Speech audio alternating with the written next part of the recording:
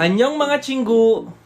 Chinggu, makakabili pa ba ako ng real estate property sa Pilipinas kahit hindi na ako Filipino citizen? Let's say example, nakapangasawa ka ng foreigner at doon na kayo tumira sa abroad. Or, nag-migrate kayo sa ibang bansa at doon na kayo naging citizen. The answer is yes. Yes, pwede pa rin po kayong magmay-ari ng lupa sa Pilipinas kahit hindi na kayo Filipino citizen. Chinggu, under Batas Pambansa 185, you are allowed na makabili at magmay-ari ng lupa na may sukat na 1,000 square meter sa urban areas at 10,000 square meter or 1 hectare sa rural areas, na kung saan for residential purposes only. Hep hep hep chinggu, there's more!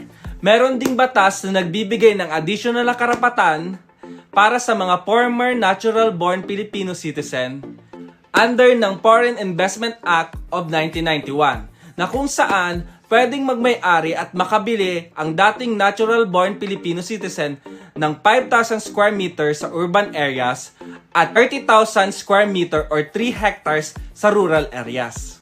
Chinggu, alam ko marami sa atin na magre-retiro sa Pilipinas.